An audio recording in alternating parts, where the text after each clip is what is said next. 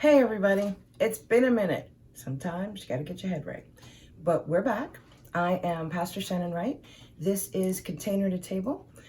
We work with Urban Engagement Initiative, trying to get some help for everybody that is suffering right now. Intermittent supply chain interruptions, trying to help your pocket, a lot of folks out of work. And we've been planting stuff that you can eat to get and stay healthy.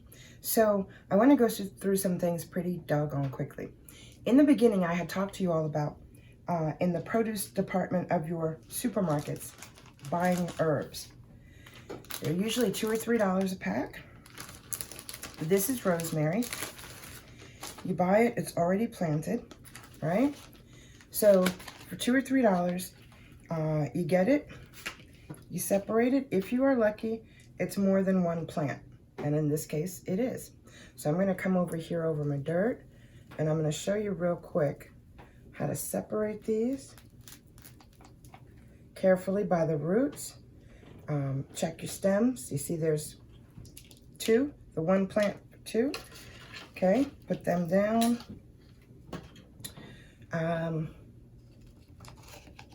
Get something to plant them in. Again, we talked about all of your different things for your drainage at the bottom of the cup. And then some dirt, which I'm going to do by hand.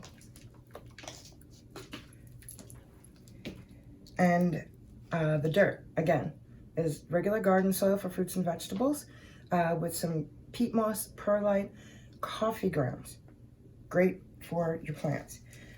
Make a little hole in the center. Actually, I put too much dirt in here for this. It's got a bigger root ball, and I don't want to disrupt the root ball. Put it in. Take off the extra stuff. Make sure your roots are in. A little more dirt to cover. A little more dirt. Okay, and now you've got 1 out of 2 of your herb plants transplanted. Now this plant can stay in this cup for a couple weeks.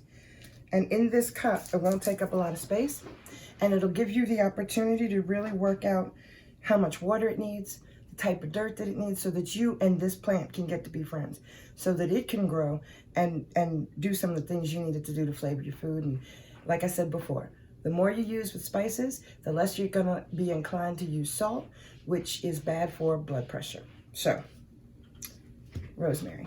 And we're gonna do the second one is gonna go right in here. And I'm going to stick that in there for right now and keep it moving. So you may be wondering why we do these things. Now, I've said about COVID, the comorbidities like diabetes and high blood pressure and heart disease and all those things that lead to, if you get it, getting sicker. So the healthier you can stay, the better your chances are. Not just in terms of COVID, but this is that opportunity for all of us to get that reset and get healthy and stay healthy. So these are some peppers that we had planted some time back. Now you may notice, if you can see the soil, and I'll put it over here, it's very dry. Now the reason is, the smaller the seed, the finer the plant, the more delicate. So when you're transplanting, you want the soil a bit dry so you can get it up out a little easier without damaging the plant. Also, usually you transplant after you've got the secondary leaves in. Now these are primary, and the secondary are just starting to bud. But I'm gonna get them out because I wanna get them in a cup, something a bit bigger where they have more room, can spend some time there and grow. Peppers take a long time to grow, and we might not get actual peppers from these guys till next year. So we're gonna transplant some of those really quickly, just so I can show you. Cups. I'm gonna do about 3 or 4. And again, these are peppers that seeds that we planted ourselves some weeks back, and they are ready for their first transplanting.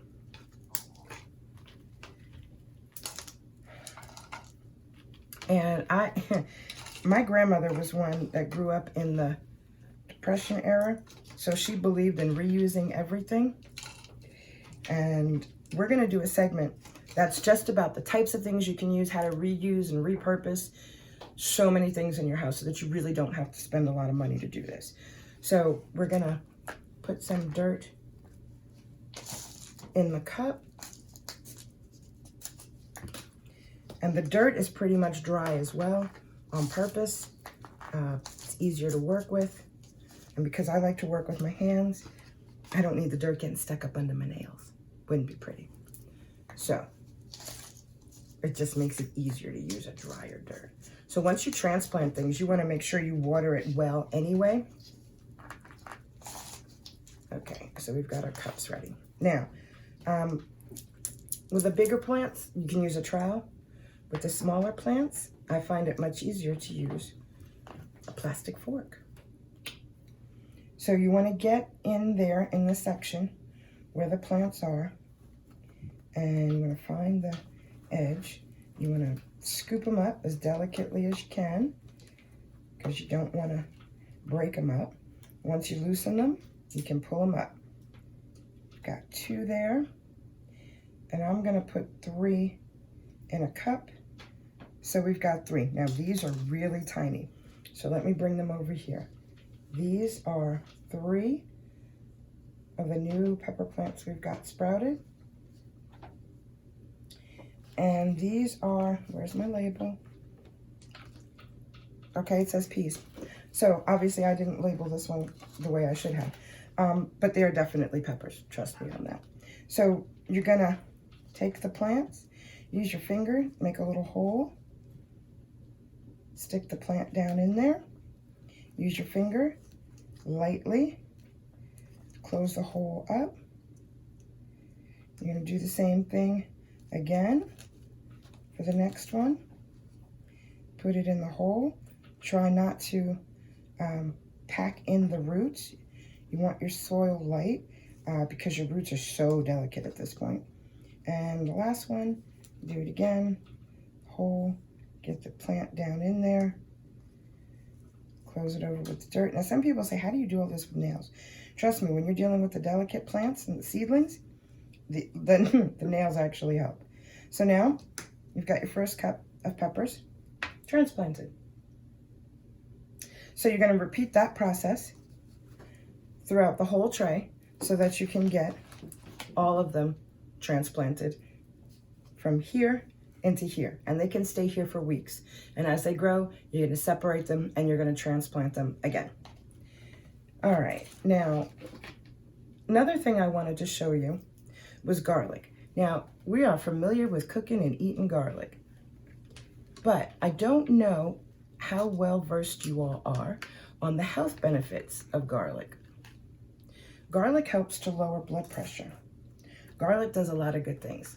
So we took a bulb of garlic, we put it in our cups. We've already talked about how you take the water bottles, cut them, invert them, twist them up, put the water in, cap on until the roots get good. So this was a whole head of garlic. We put it in. And if you can see, I'm going to bring it over to this camera. Each of the individual cloves are starting to split, and each clove will become a head of garlic. So as they start to do that, we're going to take this out and we're going to separate the cloves, put them in their own individual bottles so that they can grow and do their thing. Now there's some debate whether you can continue to just grow them till maturity in water or whether they have to go in dirt. Depends who you talk to, will tell you different things. But we're going to try to keep these in water and see how well they grow. Also, your shoots, when they get to about 6 inches, you want to cut them. And you want to cut them back down to about here. We want to use these shoots for garlic. So at this point, you probably don't have to buy garlic anymore. Rinse these, cut them up. This is your garlic while these are growing.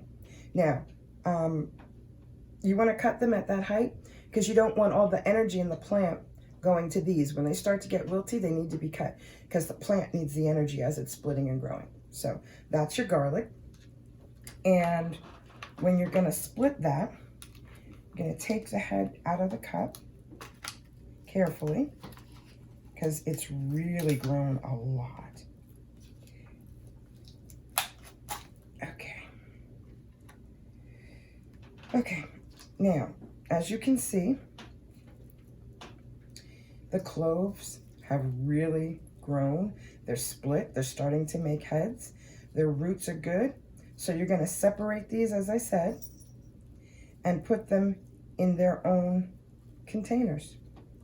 I'll show you how to do one, and then we'll move on to the next thing. There we go. So we now have this separate, and it's starting to clove up, and it will go back in here without the cap at this point because we want the roots to get down to the water. So take the cap off the bottle, put this back in, put this in, make sure the roots are down in the water, and there you go. Now, because the shoots are longer than they should be, I'm going to cut them. I'm going to put these on the table. They'll go in the kitchen at some point, get washed, go in a Ziploc and stay in the fridge for a day or two until I need them for cooking. So I'm going to repeat that process for all of the cloves of garlic. Garlic is really good to use and grow. Basil, oregano, thyme, rosemary, sage, dill. All of the herbs that you can think of, when you buy a container of mixed variety in the supermarket and you look at those ingredients, those are things you should be growing. And in most cases, there are things that you can grow in a container, even in a window, if you don't have the outdoor space. Again, my name is Pastor Shannon Wright. This is Container to Table 365, how to get healthy, stay healthy, eat healthy, and save some money in the process. If you have questions, please reach out to us on Facebook, either me directly, Pastor Shannon Wright on Facebook, or Container to Table, or Urban Engagement Initiative. We've got to take care of ourselves, folks. We've got to take care of each other. We can't wait for the white knight to ride in on the Charger to come save us. We are our own solution. We always have been, and we always will be. Until next week, see you then. Stay blessed, stay safe, and stay woke. We'll talk about that next time.